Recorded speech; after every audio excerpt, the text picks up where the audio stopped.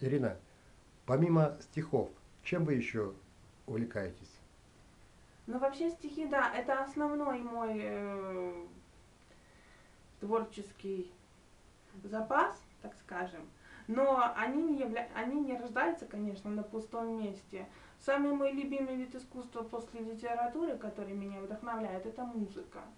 На втором месте это кино, но музыка все-таки важнее, потому что она дает какие-то эмоции, переживания, что-то такое, что нельзя выразить словом, в чем музыка может быть сильнее, чем словесное творчество, но тем не менее у меня стихи часто очень рождаются под музыку, под любимую музыку.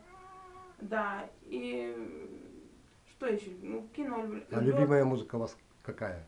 Я люблю разную музыку, мне проще сказать, какую не люблю, но скажу, мне нравится инструментальная музыка, мне нравится классическая музыка, мне нравится хорошая популярная музыка. У меня есть любимый артист, с которым, слава богу, я уже 25 лет. Я его поклонница, вот с такого вот возраста, с маленького. Мы с ним общаемся по интернету теперь. Это кто? Дмитрий Маликов.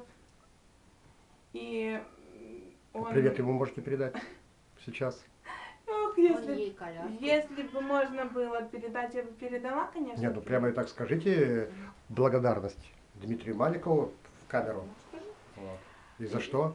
Я благодарна Дмитрию Маликову за то, что его творчество, его музыка дарит мне много вдохновений, хороших эмоций, разных, грустных и веселых.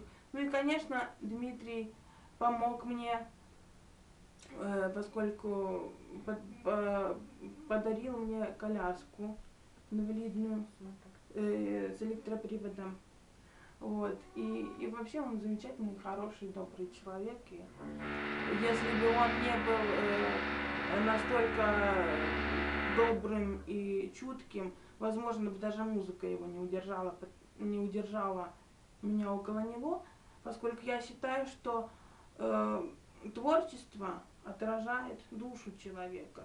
То есть нельзя, для меня лично нельзя интересоваться человеком в творческом плане, если он тебе не симпатичен, даже не как художник, а как человек.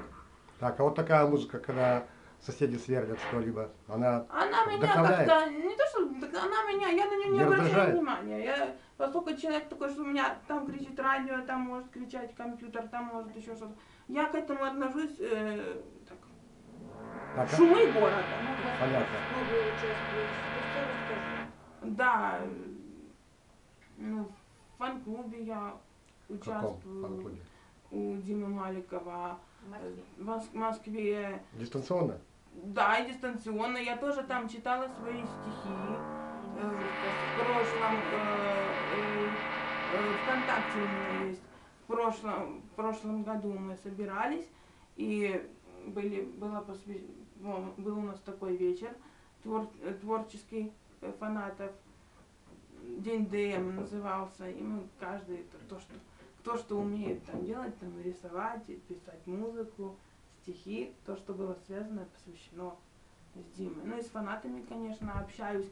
Теперь благодаря скайпу эти возможности расширились, конечно, до предела, потому что до беспредела, можно даже так сказать. Ну, это кассеты новые вышли. Да, и, конечно, я участвую в конкурсах, получаю призы, и получаю альбомы, вот, и вообще много всего, ну так, в общем, живу интересно и весело, можно сказать, так. Спасибо. А что бы вы еще бы, вот какие проблемы такие, которые кто-либо мог бы помочь вам решить на сегодняшний день существуют? Проблемы? Либо желания? Я даже не задумывалась об этом, может быть, мама скажет. Либо пожелания какие-то, желания, пожелания. Да, может быть, мама об этом скажет. Раиса Михайловна, будьте добры. Я могу сказать от имени ее, что другие люди не должны никогда отчаиваться, что они инвалиды, что они не ходят, они должны общаться, они не стесняться должны. Не надо на то внимание обращать, что на вас смотрят, что на вас пальцами показывают. У нас такое общество. Их не учат. Я очень благодарна учителям всем первой школы, как они поставили вопрос и какое отношение было к Кире. Там ее не считали за инвалидом. Там весь класс, если мы куда-то на прогулку ехали, они по очереди ее возили. Она общается с одноклассниками, с учителями.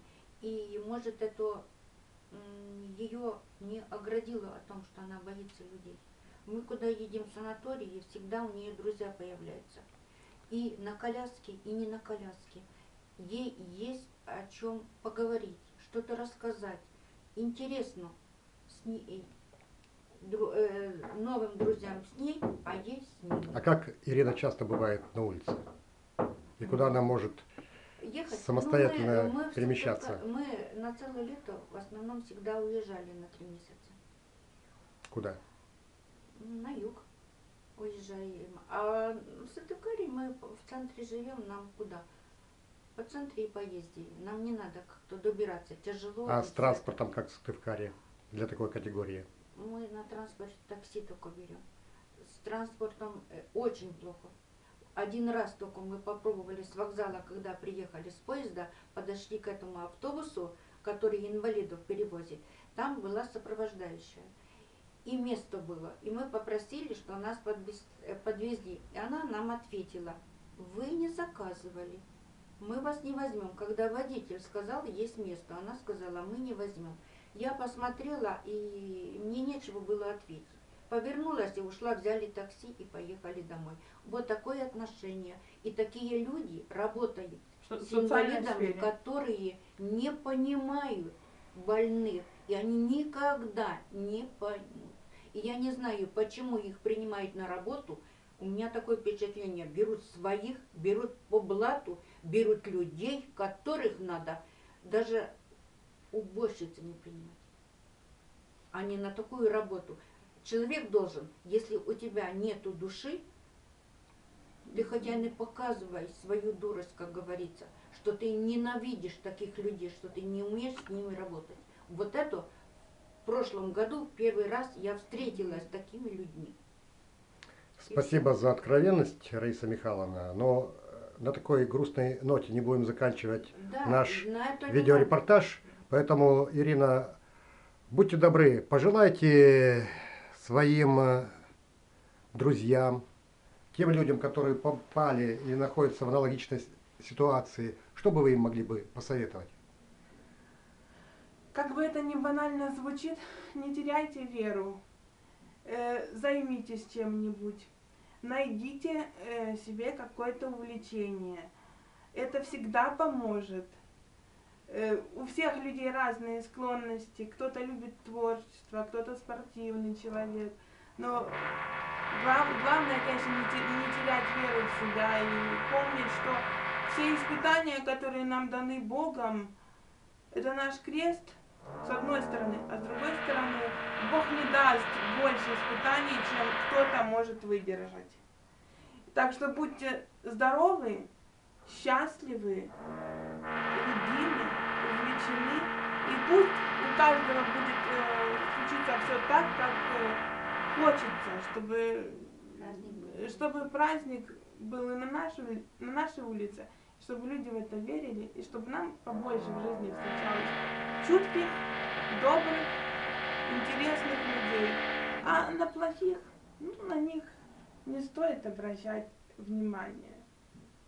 Или как-то по-другому. Их надо пожалеть, они сами не знают, что своим отношением нечутким они прежде всего хуже делают себе и своей душе, а не кому-то другому. Так что всего вам только самого доброго. А пишущий, рисующий, сочиняющий братья и, конечно, вдохновение, творческих успехов. Спасибо.